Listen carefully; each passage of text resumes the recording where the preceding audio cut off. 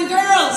80% of teenage girls who choose to parent children while they're teens will live below the poverty level for at least 10 years. Most of them for the rest of their lives. And that's not just that girl living in poverty, that's her child. And 90% of teen girls who choose to parent children today, 9 out of 10 will never attend or graduate from college. 90%, and 10 out of 10 of them sat in my clinic and said, well, not me, Pam, because I'm going to finish high school, work full-time, go to college, be a doctor, get on Teen Mom, make $65,000 a season. That's what I'm going to do. Whatever. Do you know what the #1 indicator of poverty is in our country? And did you know we have poverty in the United States? Because when I was in Africa, the kids were like, what? Poverty in the United States of America, wealthiest nation in the world. You don't have poverty in your country. Sure we do. And the #1 indicator of poverty in my country has nothing to do with race or where you live. The #1 indicator of poverty in the United States today is single-parent households and the age of that young girl when she began parenting alone. Teen moms. It's the #1 indicator of poverty in our country today. Serious responsibility, girls. This is not a game. This is not a new puppy.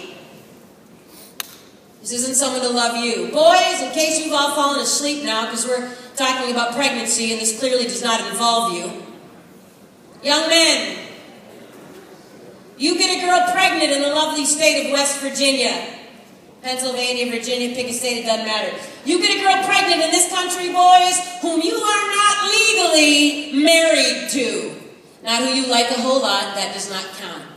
Right, boys, you get a girl pregnant you're not married to, and you need to understand, young men, that you have absolutely no legal right to the choice she makes. This girl can do whatever she wants. You have no say. And suing her for stealing your sperm might prove to be a bit difficult. You could try. If, however, boys, if this girl decides to parent your child, if that's a decision she makes about her pregnancy, boys, she's going to keep the baby, you now have legal responsibility. It's costing us over $30 billion a year to support teenage girls parenting their children. We can't pay this bill.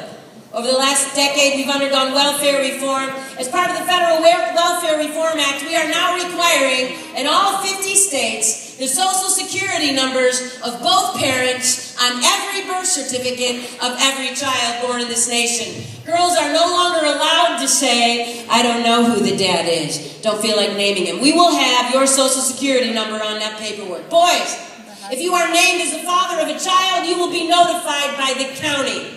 County Health Department's going to send you a note saying you've been named as the father of this child born to this girl on this day. You will have between 60 and 120 days to show up at the county and say it's not me. She pulled my name out of a hat. That girl's lying. She's been everywhere, not my kid. They'll do a DNA test. If that test in fact proves that you are not the biological father, they're going back to mom and saying, sorry, try again. So we have somebody's Social Security number on that paperwork. Why we change the law, boys? Why do you want that number? So we can let you know when your kid starts kindergarten? Send you a nice note? I had an 8th grader in Louisiana. He raises his hand. He goes, so that the child will know who his dad is? No. Money's what we're after, boys.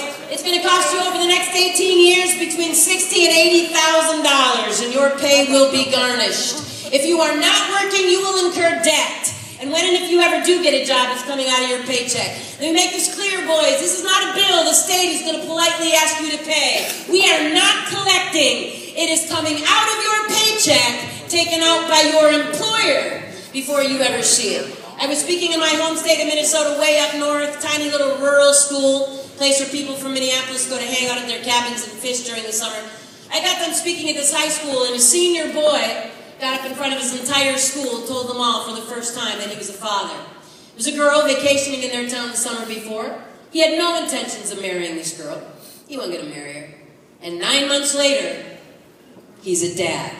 He's allowed to see his daughter one weekend every 3 months. That's when they can arrange transportation from the city. But he's being required by the state of Minnesota to pay $350 a month to support his infant daughter based on his current income. He's not a doctor or a lawyer. He's working at Burger King. I looked at Sean in front of his whole school. I said, Sean, if you had anything at all to say to the boys sitting in this gym about what you learned your senior year, buddy, what would you say? Anything at all. Sean said 2 words. Don't drink. He said, I made a decision drinking I wouldn't have made sober, and I'm going to pay for that for the rest of my life. Not only will Sean pay, but so will a little girl from Minneapolis, so will their daughter, and so will every other relationship either of them have for the rest of their lives. Because he was drunk? Serious responsibility, students. And my suggestion to the boys sitting in this gym today is that you had better think about that before you have sex. After, if you're not married, is too late. Third option a young girl has when she finds herself pregnant didn't intend to be, which I happen to think is the best option available to girls today. But it's not without pain. It's going to carry consequences. It's adoption.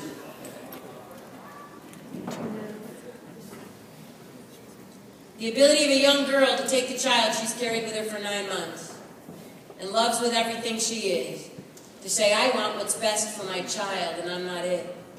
And I'm willing to go through this pain in order to give my child a family. It takes a lot of courage, a lot of maturity, and a lot of love. It's not easy. 2 million requests for adoption will go unanswered this year in our country. 2 million couples who would love to be parents before Christmas who will not be. Girls, I need you to hear this today. This is primarily going to affect the girls sitting in this gym. Girls, infertility, the inability to have children of your own biologically has risen over 500% among women in 10 years. The girls who graduated from TW in 2003, many of them are just now today finding out they will never have children because of choices they make sitting where you're sitting. Girls, you find out 5 years from now, 10 years from now that you can't have children for whatever reason, and all the money you and your husband have spent trying to get pregnant girls doesn't work. Chances you'll be able to adopt an infant in this country aren't good. Average adoption of infants here now takes between 8 and 10 years and costs between $10,000 and $20,000. We have no infants available today. That's why I've been in Africa. We have 1.4 million orphans to both their parents dead from AIDS, and yet millions of couples in the U.S., Canada who can now never have children. Problem is, no matter what Angelina Jolie and Madonna might make it look like, it's not that easy to run to Africa or Russia or China and pick up a child. The average international adoption today runs about $50,000 and whatever you have to bribe the country to get the baby out. It takes a lot of love for a girl to give her child a family and to give that couple the privilege of being parents. 49 years ago in Michigan, a young 15-year-old became pregnant. She had a lot of difficult choices to make. Maybe more so than some teen girls, she was raped. Abortion was legal in the 60s for rape in the state of Michigan. But this 15-year-old girl chose to give her child life and then to place that child with an adoptive family. And that child was me. My biological father is a rapist. I don't even know my ethnicity. But my life is not worth less than yours just because of the way I was conceived. And I don't think that I deserve the death penalty because of the crime of my biological father. And I've not met my birth mom. Someday I hope to. And if someday I get that chance, I'm going to wrap my arms around her and I'm going to tell her I love her. Because she loved me. Loved me enough to give me my life. And then she loved me enough to give me the next most special gift I was ever given. And that's my family. I'm the oldest of 8 children. 7 of us adopted every color of the rainbow in my family. We are the United Nations all by ourselves. And I know that my amazing family back in Michigan was a gift from a very scared 15-year-old girl. And I will forever be grateful for that. Students, I came to your school this morning, and I spend about 18 days a month away from the senior I love the most. He's mine. Because I wouldn't want anyone sitting in this gym to ever have to make a choice like this. I've spent 9 years of my life walking girls through this. There is no easy way out. The best choice is before you have sex. After that, it is going to get really tough. But please hear me today. If you, someone you care about, were to find yourselves pregnant you didn't intend to be, please get some help, please. Do not walk through this alone. You are going to have to live with whatever you choose to do for the rest of your life. Please get help. Pregnancy survival, though we live through that. Sweetheart, I could walk you through that. That is absolutely not the worst thing that could happen if you had sex today. Far worse things than that. Today, April the 9th, in the next 24 hours, 14,000 teenagers will contract a sexually transmitted disease. Today. 14,000 more tomorrow, and those are the ones we're testing. Nowhere near the teens and infected seniors. For those of you thinking you're heading to university in the fall, when we include the college population, we have 38,000 newly infected students a day. Our university campuses are one big giant disease. 14,000 of them teenagers, high school kids, who got up this morning and said something like, I'm sure somebody in here, well, it's not going to happen to me. Pam, that happens in Virginia and Pennsylvania and Pittsburgh and scary Beckley, scary places like Capitol, but we're really okay here. GW. We don't have STDs at our school. Wrong. In the 1950s, students, back in the 1950s, we had 5 sexually transmitted diseases we knew about and were treating. 5! You could count them on one hand. Go find a grandparent. Go find somebody who grew up in the 40s or 50s. Ask them. This would be a great dinner table conversation next time you're at Grandma's. Y'all try this. Grandma! Were there STDs when you were a kid? Did people have them talk about it at school? Did you have crazy speakers come to your high school and yell about syphilis in the gym in 1952? No. I mean, maybe a few people back then had an STD, they got a shot of penicillin, moved on. Welcome to 2013, students. We now have over 30 sexually transmitted diseases, 30% of them absolutely incurable. That means you get one of these diseases and you've got it for life, which is a lovely thing, boys, when you're getting ready to get married. Found this girl you love. I mean, this is it. She's the one you want to marry. All those other girls, that was just messing around. This is the real thing. Pull out that diamond, look her in the eyes. If you're really cool, boys, you get on your knees. You say, marry me. By the way, I've got genital warts. You'll get it too, and we'll both be treated for the rest of our lives. In fact, you'll probably end up with a radical hysterectomy, cervical cancer, and possibly death. But marry me. Well, I'm excited now. Thanks for sharing. Serious diseases, students, with serious consequences. AIDS is not the only disease out there, and it's certainly not the only disease that's killing people. And yet we have teenagers in West Virginia who actually think, well, if I don't get pregnant, or I don't get AIDS, well, then I don't have anything to worry about. See, I'm fine then. No way. Chlamydia, one of the most common diseases among the students here at GW, the students sitting in this room, one of the most common diseases among the students here today is chlamydia. This is a bacteria, not a virus. Easily treated and easily cured. If we knew you had it, we could help you. 7 days worth of antibiotics and we can wipe this out. 2 types of STDs, students, if you have not yet had biology, or if you flunked. You can tell your sophomore class, probably because you aren't paying attention. That's why they flunked. What, we're supposed to listen and not text through the whole assembly? I didn't know that. 2 types of STDs. This is not hard. If you actually pay attention, you might actually ace your test next time. 2 types of STDs, bacterial and viral. A bacteria is curable. Medication we can give you, we can take care of that. A virus is not. You get a virus, you've got it for life. There is no cure. We have never in the history of the world cured a virus. Chlamydia is not a virus, this is a bacteria. It is completely curable, so what's the big deal? I'll tell you what the big deal is. The 90% of the teenagers sitting in this gym who have chlamydia this morning, there are no symptoms. You can't treat a disease you don't know you have. We got thousands of teens out there having sex going, well, it's not bothering me because, Pam, I've had sex, but I don't have a disease, never been tested, certainly not in the last 3 weeks, but I know I don't have anything. How in the world would you know that? Let me tell you something pretty safe to say I know about you. If there's a student sitting in this gym who's had sex, let me tell you something I am pretty sure I know about you. True of teenagers all over the world, it's no different in West Virginia. You actually believe that if you get up the next morning and herpes isn't tattooed to your forehead, you don't have a disease. I mean, if I can't see it, feel it, or touch it, I don't have it. Damn, if I had an STI, I would know. My nose would turn purple, my ears would be red, something would burn. I would know. No, you would not know. The only way to know is if you got tested. You're not getting tested because you don't think it's going to happen to you. And you actually think if you don't feel sick, you're not sick. You think you'd know. I was in Indianapolis speaking at the RCA Dome where the Colts used to play football. We had 40,000 students in the stadium that day. Whenever I speak in stadiums like that, I'll get done and have about 1,000 teenagers rush up to me going, Pam, you need to come to my school. When can you get to my school? We had 8 girls pregnant school who's got a disease. Really?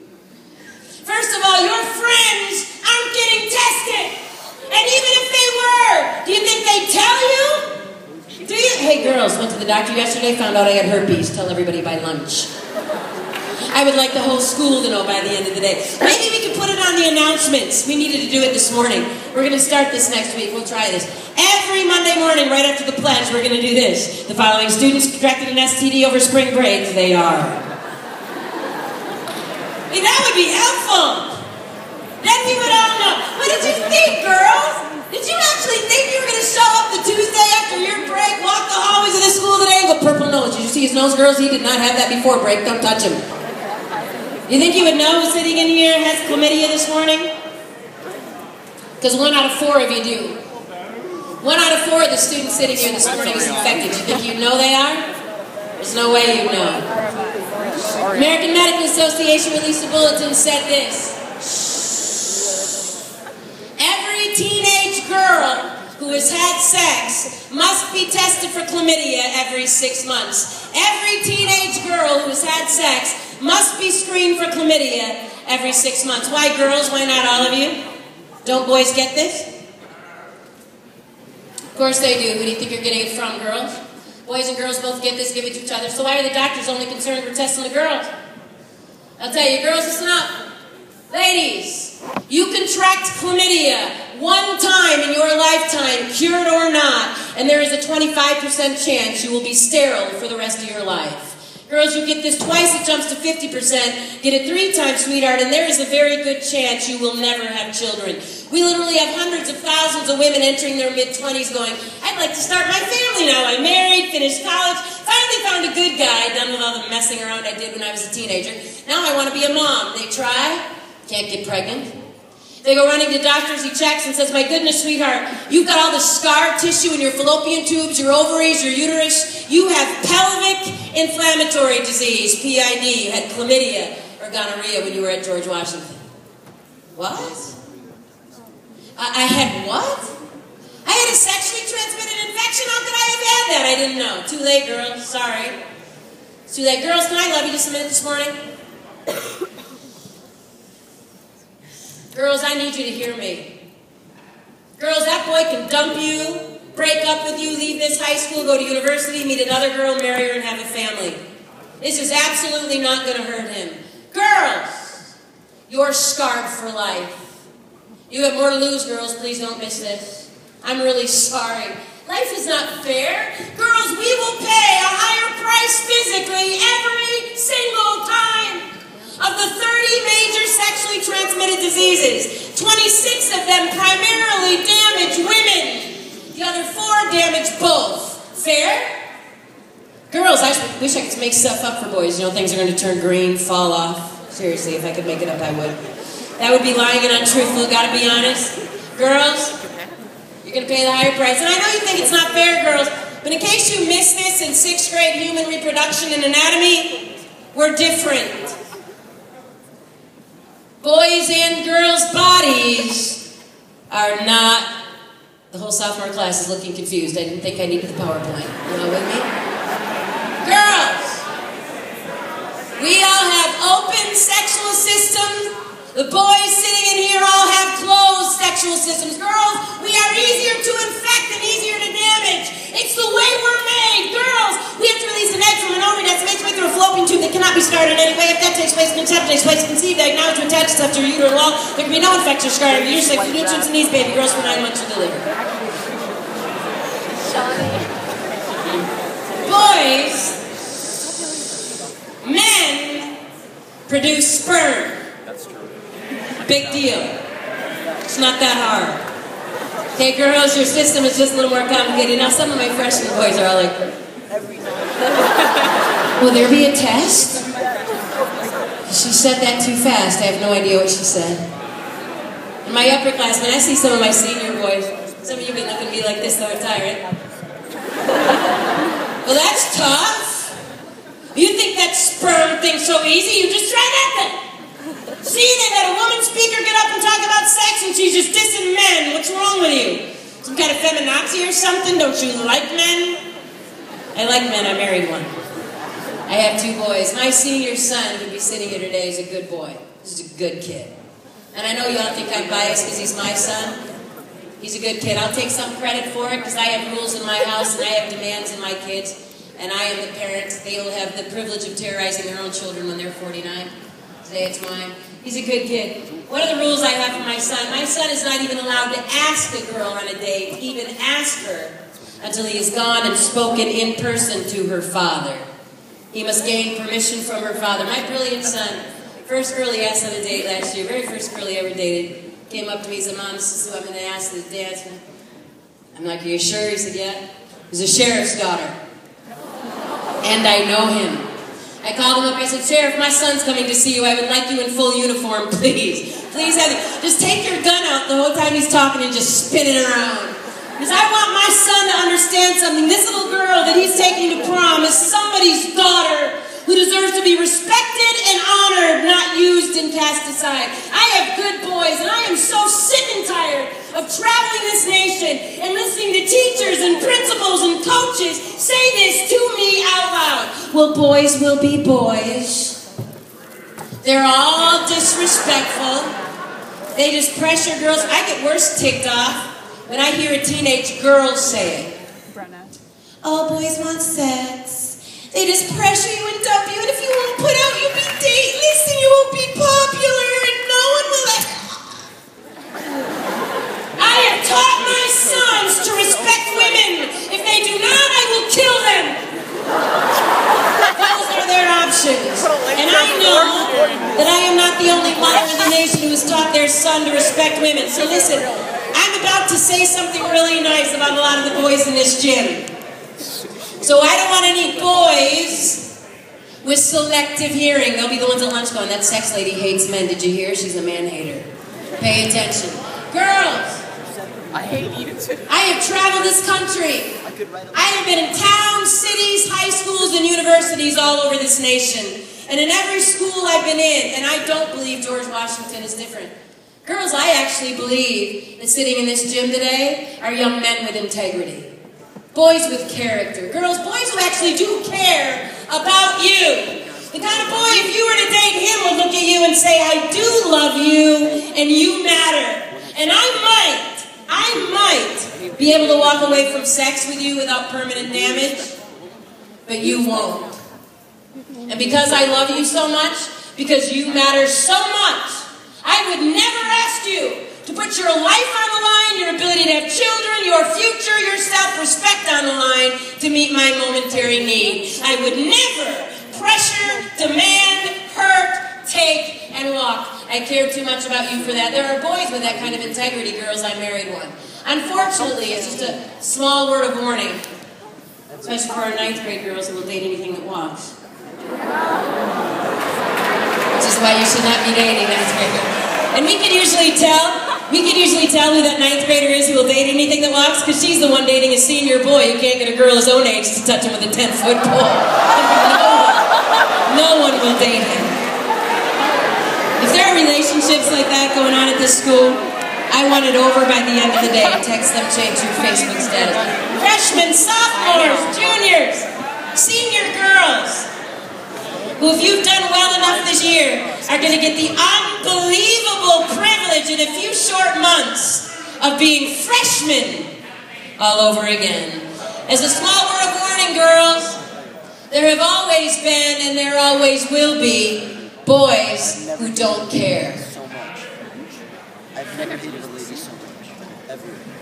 As long as they don't get hurt in the long run, sweetheart, they're going to say all the words, and some of them are good at it.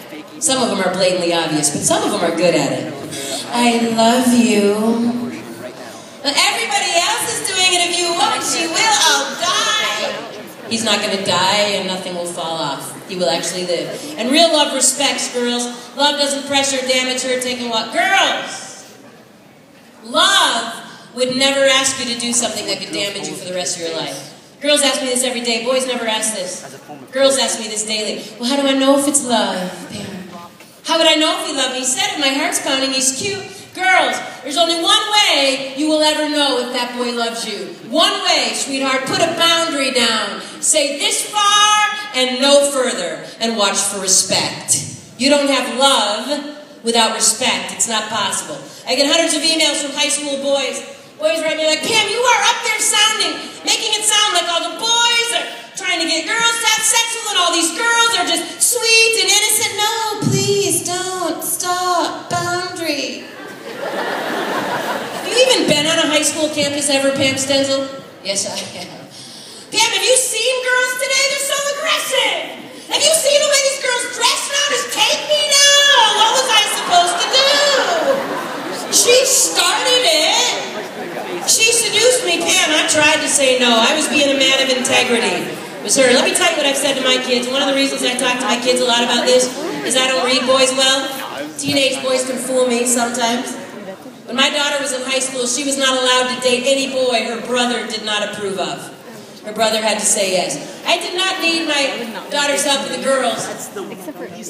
Girls are easy. I can walk onto any high school campus, give me 20 minutes and a mic, and let me stand right here. And I will show you the girls who are going to struggle for the rest of their lives. I can point them out. Which is why my son doesn't date very much. No, no, no. Boys, it's all cute fun. In high school, it's a lot of cute high school fun to talk about what girl you're going to take to prom. It's a lot of high school fun. It takes a tremendous amount of maturity to ask yourself a tougher question, boys. Who do I want to be the mother of my children? High school boys say to me all the time, Pam, I'm going to sleep around now. Sophomores, I'm not going to fight you for an hour. I'm really trying hard. I really am. And you know what's so sad? Is that the rest of the students are being so amazingly great. And I don't know what's going on. I don't get it. Can you just try for me for just a minute to have some maturity? I mean, the freshmen are like out-maturing you by about 10 to 1. I have no idea what's going on with that class. Are you guys mature enough to handle this or not, sophomores? Can you handle it? You're not proving it, so I'm going to give you one more chance. Dear Lord. Unbelievable. It takes a lot of maturity for a young man to ask himself who he wants to be the father of his children. That's a completely different issue. Boys say to me all the time, Pam, I'm going to sleep around now. I'm going to have sex with every girl stupid enough to have sex with me in high school. It's what we do. We sleep around. But when I get married, I don't want that girl. Then I'd like a virgin. Why in the world would a virgin ever want you? Why would someone who's respected themselves ever in a million years want you? Sophomores, I tried to get you to pay attention for a minute because what I'm about to say is going to be the most important thing I'm going to say to you, and most of you are not old enough to understand this, and that's been made clear. But I'm never going to see you again, and I've got some juniors and seniors who are beginning to get enough maturity maybe to understand this. So I'm going to try it. Students, hear me carefully. Opposites might attract when it comes to personality. Opposites never attract when it comes to character. You're going to get exactly what you are every time. You think you can be a player? You think this is a big joke? You think sex is a game? You just sleep around, have sex with everyone, you want, and someday you'll marry someone who'll be faithful to you? You're insane! And then they get married. Well, he'll be faithful to me because I'm so pretty, I'm gorgeous, and I said magic words, and I wore a beautiful white dress, and now I wear a magic ring. Within 3 years, they're cheating on each other, running to pastors, priests, counselors, bashing out windows of Cadillacs with 9-irons, going, he cheated on me, he cheated, I cannot believe he cheated. Duh. We're all in shock. You were doing it before you walked the aisle, you're going to do it after. Past behavior predicts future behavior. This isn't rocket science. It's not rocket science. Please. One of my favorite pastors out in Long Island, I was having dinner with him. He said, Pam, every couple that comes to my church to get married has to sit down with me. First thing he asks them is this: are you having sex or are you living together? If he says yes, or if they say yes, he says this to that couple: you have both told each other by your behavior. By your behavior, you have both told each other that you are perfectly comfortable having sex with someone you're not married to. Weddings don't fix that. You've already decided. I get so sad when teens say to me, well, Pam, I'm not going to wait to have sex until I'm married because that's way too hard and I'll never find someone who waited for me. Really? Want to guarantee that? Sleep around. Because you will get exactly what you are. Boys, there will always be girls. Someday it will be women. This is not a teenage problem, in case you haven't seen Desperate Housewives recently.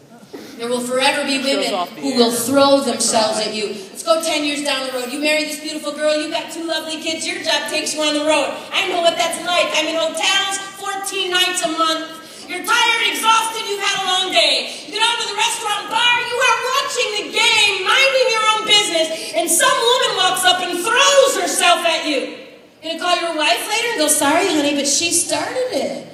She was aggressive. You should have seen how she was dressed. I didn't know they dressed like that at Hooters. I went for the wings. Fly in your house? I'd fly in mine. Boys, can I be mom for just a minute because I don't know any other way to do this? Young men, if there is a girl throwing herself at you, if what you're telling me is true, and this girl is the one pressuring you for sex, if this is one of these girls, and you know what I'm talking about, that's saying to you and every other boy in West Virginia, take me now. Little word of advice, boys, run from this girl, run away. I did not say walk, I said run from her. Let me tell you about her, I know her well. I've had her in my clinic for 15 years. This is a little girl who's bought the lie of a culture that has screamed at her that what makes her valuable is her body. So in order to feel good about herself, she's got to turn your head. When she's done turning yours, she's going to need to turn his, and then his, and then his, and then his. And this does not end when you're 18, 20, 25, 30, 35, or 40. Lifelong problem. Young men, the respect and honor which you give girls here today, the respect and maturity that you have shown to women today, that is the trust you will hand your wife someday. And if you cannot be respectful of women now, what makes you think a wedding ring is going to fix that? Girls, the respect and honor you give yourselves and every boy in this gym right now, girls, today.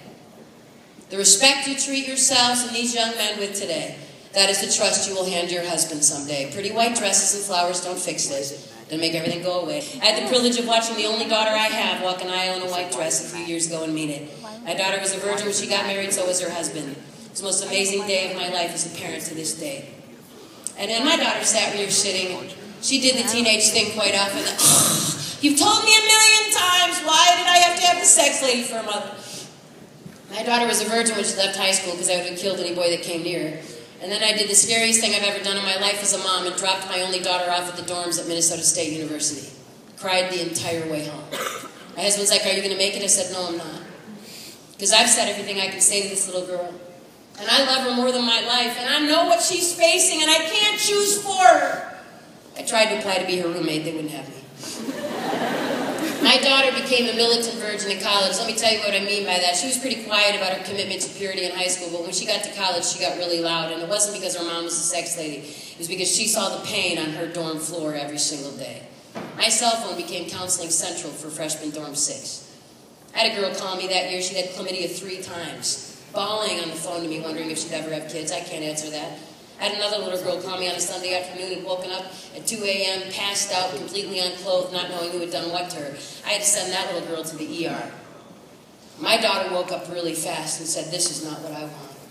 And on her wedding day, my daughter, my beautiful daughter, walked that aisle, and I couldn't see because where I had to sit in the church, so I had to watch my son-in-law. It was the most amazing thing to watch this young man's face who I knew had respected and honored my daughter and waited for her that day. And as they took the altar, just before they were putting their wedding bands on, both my daughter and my son-in-law removed the purity rings they'd been wearing since high school, took them off their hands, walked off the altar, handed them to their parents, came back up and put their wedding bands there. This matters.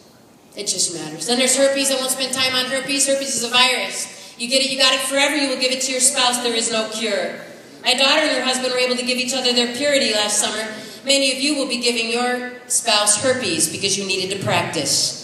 Herpes isn't going to kill you, just sores or boils on your genital area that reoccur periodically throughout your life. There's medication we can give you for the sores, it won't cure the virus. Once you've got it forever, and you're going to give it to everybody else. But we can give you some medication for the sores. So many people in our country have herpes now that the medication is big business. We have to endure commercials. Usually during baseball, I haven't figured out the correlation. I'm watching baseball with my son. Beautiful model jumps off her bike. I have genital herpes. There's medication you can take for those sores on your genital area. It may cause nausea, diarrhea, and vomiting. Birds are singing beautiful music. There's a waterfall. They're riding bikes. I don't know how. And I'm watching this going, she is gorgeous, people. I am going to Walgreens when we're done here and asking for herpes because she's got it and she's cute. Let's all get this. This sounds awesome. You know how many people have herpes, students? If you are 12 or older, and that should be most of us in the gym today, if you are 12 or older, 1 in 5 people over 12 is today infected with herpes. 1 out of 5. That is not the most common virus. The next one is. The #1 STD in the world, in the United States, in West Virginia, right here at GW, #1 STD is human papillomavirus, HPV. This is also a virus. What does that mean? No cure. You got it forever. You're going to give it to everyone you have sex with. Listen, not only the most common STD, the most contagious STD we know. Street name for HPV is genital warts. Basically, warts on your genital area that need to be burned off periodically, either through laser surgery or chemicals. Now, we used to think that was the only big deal. Get a few warts, burn them off, till we realized a few things about HPV, students. One is this. You can have HPV and you can be giving it to other partners without ever having warts. In fact, the most cancerous strains, and I need you to hear this, I am coming back to it, there are over 100 strains of HPV. The most cancerous strains don't produce warts at all. Teenagers are not infecting each other with this because you mean to. You don't mean to. You don't know you have it. Girls, if you do get warts or lesions as a result of being infected with HPV, typically girls, they will be on your cervix. When was the last time you saw your cervix? I had an 8th grade boy in Detroit look up at me and go, I don't know. I said, you don't have one, honey, breathe. I know when I say genital warts to teenagers that I've got a few students in this gym who've had sex, who in your mind are doing this. Well, she said that wart thing and I have never seen a wart down there. I don't have that. My friend, if you've had sex or sexual contact and you have not been tested by a doctor for HPV, in boys, it's a blood test that costs in excess of $1,000. There is not a free clinic in this nation that will ever test a boy for HPV, and no insurance companies pay. We don't test boys for this. It's a horribly expensive blood test that is completely inaccurate. It could take 5 years from the time a boy is infected before he would test positive on our test, and yet we have boys saying stuff like this to girls. I don't have anything. I got tested. For what? And how much did it cost you? And I sure hope it's been 5 years since you last had sex. Students, STD testing cannot tell you what you don't have. We can't tell anybody what they don't have. We have kids thinking they go to spring break, do whatever they want, show up in a couple weeks, go to a clinic, and then tell partners that you don't have a disease just because you got tested? Come on. We do test girls for this. It's done in every free clinic that insurance companies pay. We test girls completely differently from boys. The test for girls can take 3 years from the time of infection. Originally, we were testing girls annually. Some of the gynecologists won't do it annually, but I'm going to encourage you to do it. We usually would test girls annually. We test girls completely differently. The test for girls is a thin pap smear, or pap test, which is a scraping of the cervix. Why don't we test boys that way? Very good, making sure you're following me. We're now requiring every woman who's ever had sex to get a pap test every year. If I've got a girl in this room under the age of 24 who's had sex, sweetheart, you are at absolute highest risk.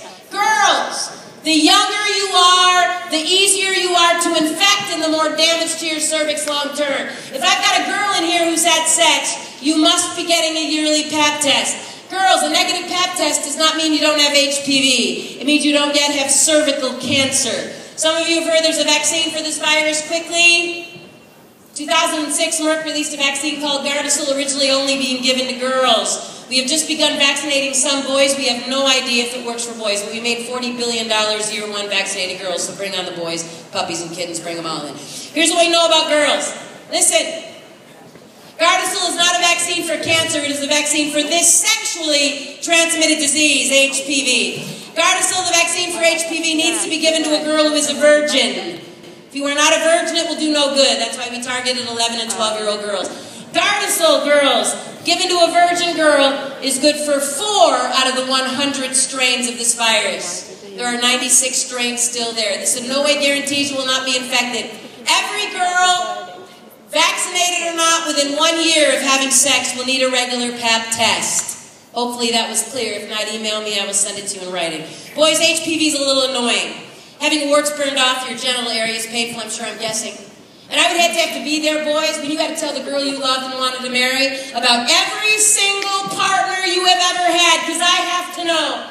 My risk of infection has nothing to do with whether you used a condom or got tested. My risk of infection has everything to do with where you've been. I have to know every single partner. It is unconscionable that anyone in this gym, and I'm including the staff, I don't care how old you are, it is unconscionable that anyone in this gym would ever have sex with another human being and not honestly tell that person everywhere you've been. Every partner. That might not be fun, boys. You're going to live. Girls, you better know where this boy's been. You better pray to God he is not lying or cheating on you, girls, because this is a big deal for you. HPV is the #1 causal agent of cervical cancer in women. We now have girls as young as 18, 19, and 20 undergoing radical hysterectomies. Will never have children because of invasive cervical cancer.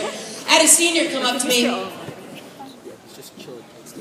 Senior came right up to me. End of the year, about this time of year, a year ago. She goes, Pam, I got cervical cancer, got it in the 9th grade. Which means she got HPV in the 7th or 8th. She goes, I've had numerous cryosurgery, freezings of my cervix, the cancer spread to my uterus, they're doing a hysterectomy next week. 3 weeks before that little girl graduated from high school. She's being tough. She said, Pam, kids are noisy, smelly, cost a lot of money, and I don't want one. And then she got a little teary.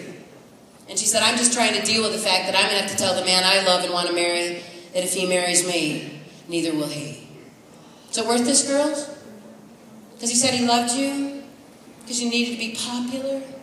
2 things you need to know about HPV students. They now estimate that 67% of the teenagers at George Washington who have had sex, that's 67% of the students in here who have had sex. That's not all of you.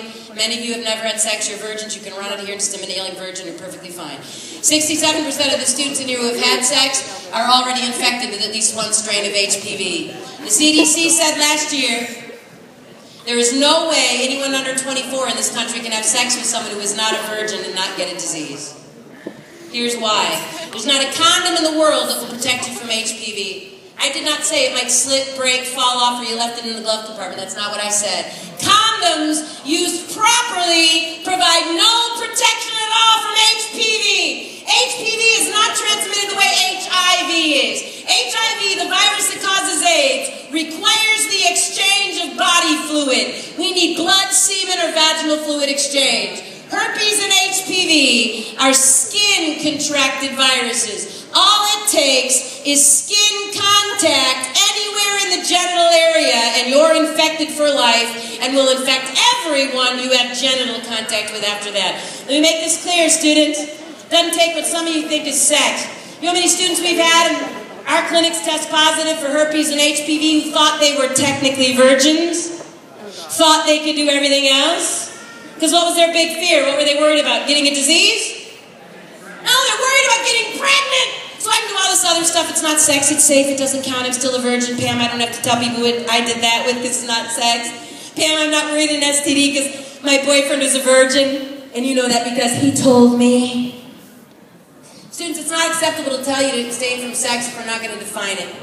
I'm now going to give you the medical definition of sex. This is the medical line over which you cannot step.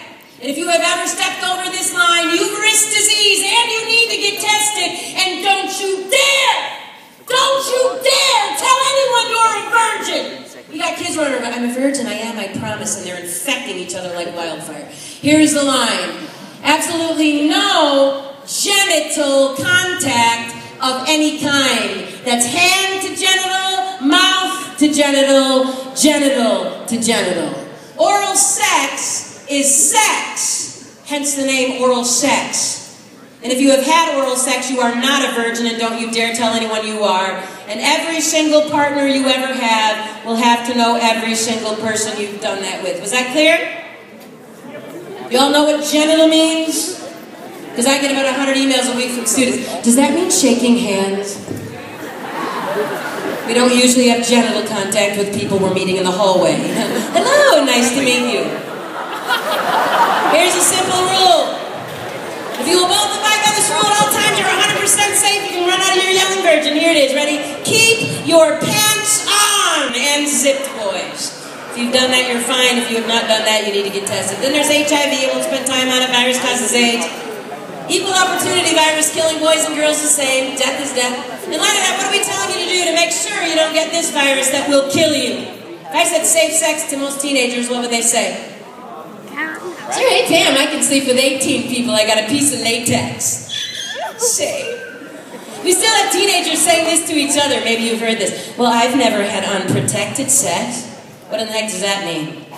Condoms aren't safe. Never have been, never will be. The only safe sex is a safe partner. Someone who has never had sex, or if they have, hear me carefully. It has been 5 years from the last time they had sex of complete abstinence. Please have them virally blood tested. It's worth whatever it costs. Know what they've got. The only safe sex is a safe partner, and saying no to sex won't hurt you. Once you've said yes, you've lost all guarantees. What if we didn't have AIDS and genital warts and herpes and syphilis? What if I could give you a super condom? High school kids get desperate. What if we use 5, a bodysuit? There must be a way. Are there other reasons besides all this disease we might want to wait? I think so. I'm actually stupid enough to think sex is more than a biological act to meet a biological need. I'm such an idiot, such a complete moron, that I actually think sex involves a little bit more than a few body parts touching. I am so old, such a dinosaur, that I actually think sex involves your heart. There's not a condom in the world that protects your heart. As soon as you can choose to believe that sex has meaning and value, or you can choose to believe what MTV's going to tell you today, that you and me, baby, ain't nothing but mammals, let's do it like they do on the Discovery Channel. I know I might have some students in here who've had sex. Shh. And I need to talk to you. And sometimes it's not just immaturity that makes you not be able to handle this kind of an assembly. Sometimes it's because you've had sex and you've decided it's not for you, so you can talk to your friends and not pay attention. If you've had sex and you've tuned me out because you're not a virgin and you didn't think this was for you, I need you to tune me in right here. I don't care what you did before you walked in this gym today. I care what you do when you walk out in a second.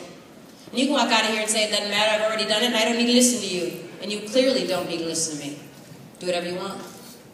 And maybe up until today you've escaped some permanent physical damage. I don't know that, neither do you. Please get tested. I'm begging you to see a doctor. Girls, you have to.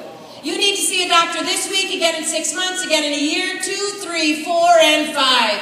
Who's to say the next time you decide to put this gun to your head, it doesn't go off?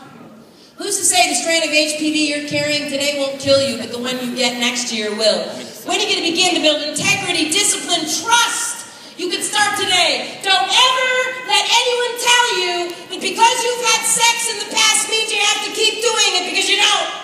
I had a little girl in Alaska. She ran up to me, got right in my face. She said, Pam, I am a recycled virgin. I said, cool.